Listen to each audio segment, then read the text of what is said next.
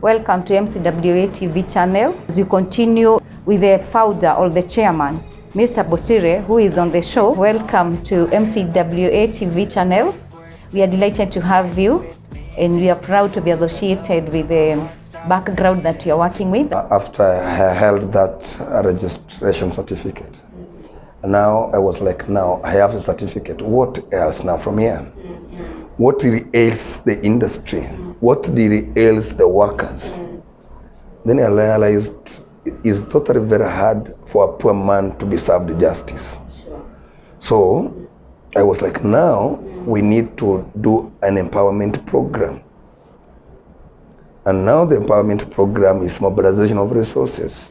We mobilize our resources together as the workers. Then now I thought like it's important I incorporated a circle for the workers so that those who are willing, they can contribute 100, 200 shillings so that we can have that kitty for empowerment. Because if they're empowered, they can't give a bribe. You know, they can have a voice. I didn't want to be like these other associations. After registration, they go out, make a lot of noise, they got recognition. After 1 or 2 years, few guys get rich, and that is the end of it. I was really patient because I wanted to have a long-term solution to public transport problems. What was the response of the crowd? The response was not very positive because apparently there have been existing circles which defrauded members their money.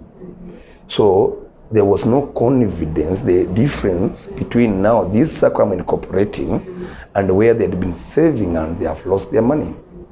So people are like, okay, Bosire is a good idea, we can support it. But you see, we lost money elsewhere. So how are we sure that we can't lose money here? So, and then now, that is now, I started thinking, I was 3 years, people have lost money. Then I was like, what do I do now to have the confidence? Then because now technology is coming up, and most of our problem will be solved by technology, where Bosire cannot handle the money. Is if somebody handles, he has the responsibility of handling the money, and the systems have that records. He's an IT guy. He told me like, Bosire, I can be able to provide a system that can be able to keep records for you and the members. So I said like, now this is now the solution for this problem. So we impressed this system, and the system actually I came to realize is a good system because every time a member saves, it gets prompt confirmation in his mobile phone, and is able to track down his savings. So that is how now I really thought about empowering the young people. I reached out to government officials for support because I really had passion now because I've worked for the entire period in the industry, and now I decided my life is going to evolve within the public transport. I had nowhere now to look up to is the industry. So I reached to then Minister for Irrigation, Eugene Wamalwa. Then I told him like, this is the program I have, and we want to unveil it in Kajiado. Then in 2013, we unveiled this organization. You have just mentioned from the year 2013, and now I can see you're still growing strong. You're in 2022 and you still have the focus for the welfare and the MATATU industry. What is that motivates you to continue soldiering on and to have the same thoughts? It's history. History. Personally, I've grown up from a very, very, very humble background. I've lived with relatives in my upbringing from a very tender age, from when I was in class 4, and in a very not conducive environment, not in terms of the poverty levels. So, and then after high school, I came to Nairobi. I tried to go abroad, to at least change life, and things really hit me hard when I was denied a study permit 3 times to go to Canada. So, and after that, I start now being a vegetable vendor, carrying vegetables from Githurai to Mweki, where I could sell sukuma wiki, mandizi, and so forth in a kibanda, small kibanda. Then within that period, I'm a family man. I started a family very, very young, at 19. So, this one really gave me hope and resilience to work hard for the sake of my family and my wife and my boy, because then I had a boy, it really gave me the courage to soldier on. So there's nothing like giving up. I don't have that. It's not a vocabulary in my dictionary. Based on your story that you've just given us, it shows that you're a very patient person. You're also very resilient, and you follow your issues to the end. Apart from your history of upbringing and the challenges that you've had, what else makes you continue having the same focus and continue moving? Yes, Lillian, if I can take a little bit back. Before even now I do all these, as I was working as a conductor, these challenges become too many for me. I was like, now what else can I do? A friend of my boss, he was working with BM Securities. He was a human resource. Then I went to him. I told him, like, I have papers. I'm a B-old and I want to join BM Security. Can you be able to get me a position? He told me, like, you come. Then I went there, I was taken, I became a soldier, a security guard. Wow. Now, again, this is where another challenge now comes. Wow. I was deployed at Sarit Center. That is my first post. And I was living in Ngong. The salary that I was paid and the fare I was using, it was almost the same. So I went back to the headquarters. I told them, I live in Ngong. Sarit Center, my transport is almost what I'm paid. They were, actually, I can really congratulate the management of BM, because they are considered in terms of where you live and the assignment within where you live. So there was an assignment of being Aram Response Security. So I was posted in Kiserian. But I didn't know that now my responsibility was to cover almost the entire Kajiado County. And you see, we were in charge of the Safaricom boosters. Wow. And I can imagine where the boosters are situated and located. I'm just trying to imagine. Wow, that is really, it was really a nightmare at times. Because it was a good place if there's no alarm raised from any side. But if there was alarm now, because I'm working as a night guard, the first time, the first alarm I think which came was in Upper Matasia.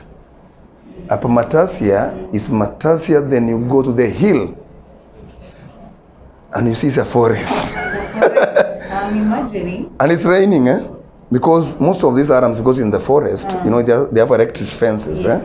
So if the trees lean on the wires, they send an alert, then we are sent there. So we go there, we park the vehicle. At around midnight, another alarm raises elsewhere. So these guys have to go and leave someone here, you get? And I'm left there. It is at night? At night. There's no shelter. Cold. There's no shelter. Yes. There's nowhere to hide. You are not even familiar with the I'm not. place? I'm not. It's the first time I'm getting there. So how was the experience? Maybe you can terrible. Us, yeah. Terrible. But I didn't have an option. you cry because what you have gone through, you cry. I shed tears almost the entire night. But nothing happened. The following day, they came and picked me because we were changing duties around 6 shifts, around 6, 7. So that it became another journey, which was totally long because I worked there for around 1.5 years. So what I did, because I wanted now, I have to do something so that at least I'm able to stabilize so that I can now concentrate on how to make sure that this program I'm running for the workers, I have enough time to work and I have enough for the family. So I was working at night as a guard, during the day as a conductor. So how are you balancing this? Maybe you can be able to help us understand, because basically, it's not very easy, especially in Kenya, to hold 2 jobs. And you, by then, we can say you are holding 2 jobs. Maybe how are you managing this? And what kept you going even under all who you are, as you just mentioned, Bosire? It's a sacrifice. It's a sacrifice one makes. And again now, after I didn't get an opportunity to go to Canada, so I had to, because there was kind of frustration from people who were supporting me and the relatives who were over there. So I wanted, like, now, I want to prove that I can become somebody here in Kenya.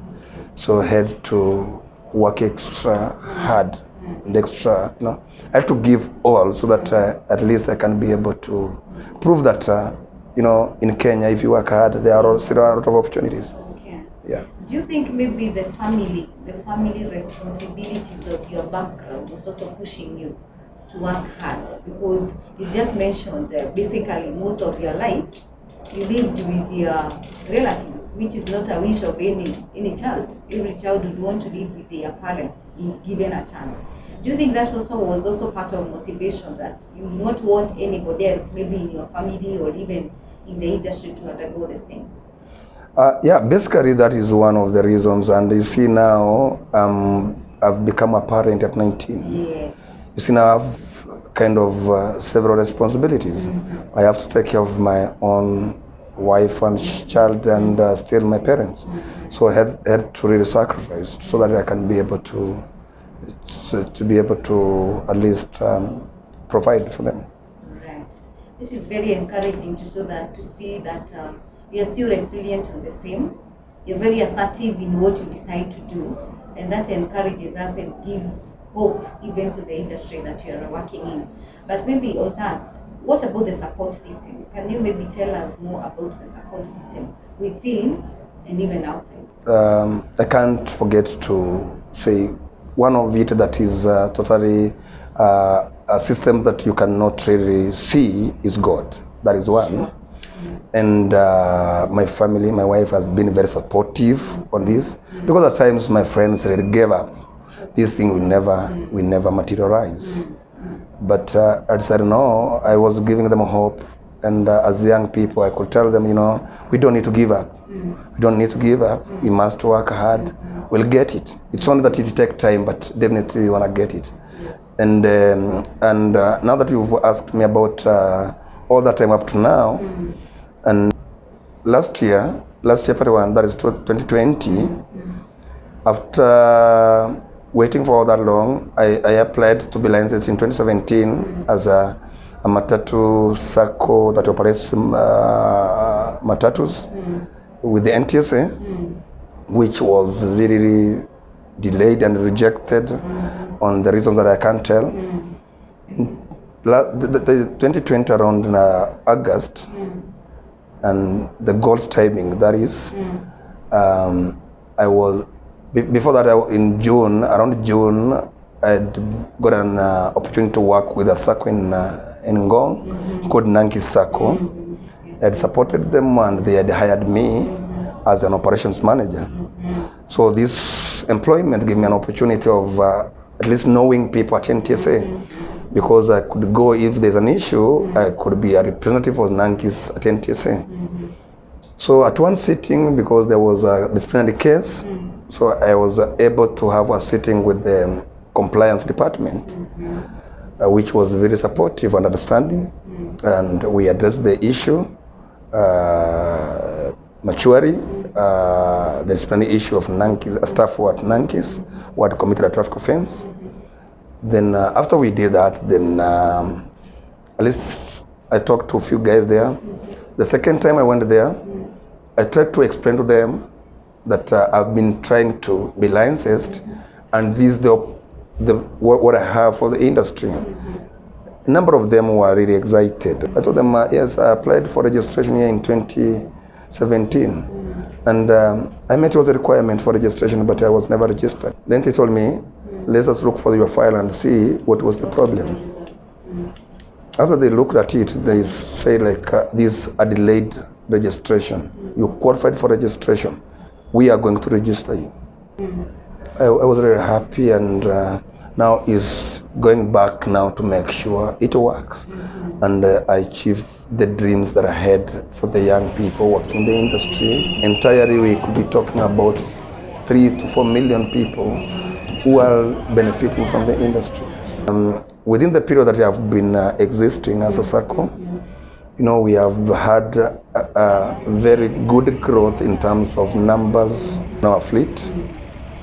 And my one objective of empowering young people, I have achieved it big time, because in 1 year's time, I've been able to transform one Matatu crew into an owner through a loan facility from the MCA SACCO. And I've been able to assist people to take their children to school through school fees loan. And I've done one loan for a driver to build a home for himself. So I think I'm in the right track to achieve all this. Thank you, Chairman, for coming over. We really appreciate, and we are humbled. And thank you for giving us the history. At least now we can be able to understand about the welfare. So we wish you all the best, and may God bless you, may God guide you.